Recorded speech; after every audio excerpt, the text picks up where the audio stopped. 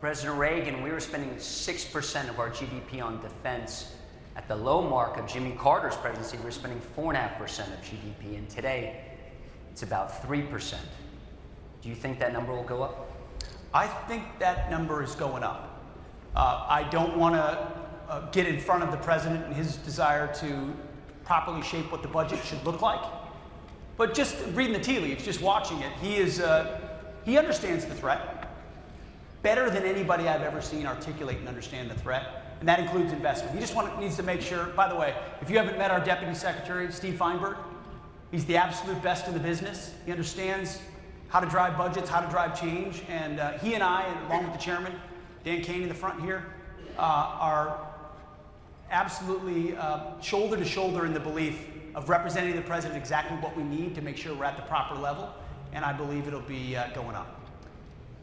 Can you take us back to the September 2nd strike off the coast of Venezuela, the very first one when combat operations began in the Caribbean, and walk us through the timeline and your role in it, from mission planning, the operation, and the follow-on strikes? Absolutely.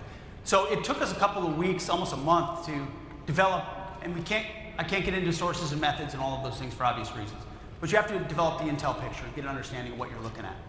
And a lot of our assets, as I talked about in the speech, had been pointing 10,000 miles around at the other side of the world for a very long time. So once we got to the point where a strike was imminent, I had taken the decision responsibility up to my level.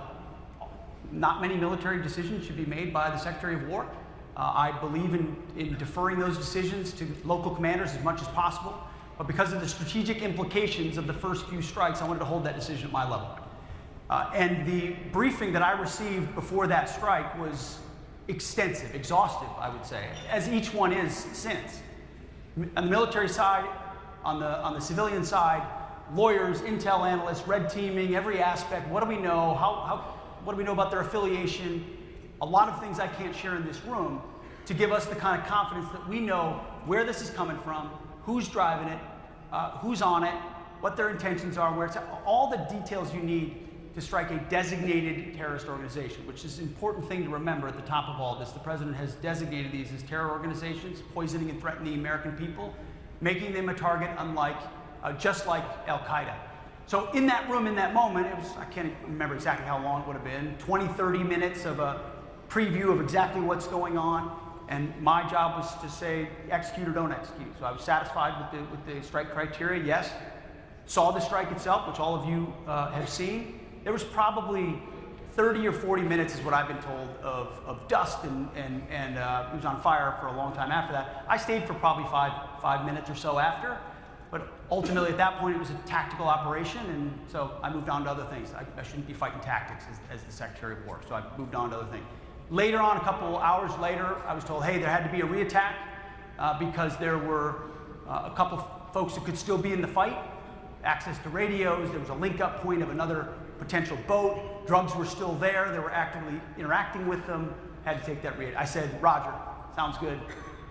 From what I understood then and what I understand now, I fully support that strike. I would have made the same call myself. Those who were involved in 20 years of conflict, Iraq and Afghanistan or elsewhere, know that reattacks and restrikes of combatants on the battlefield happen often.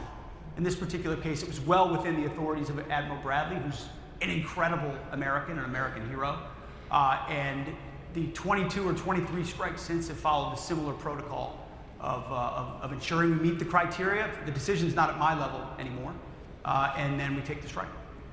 After Admiral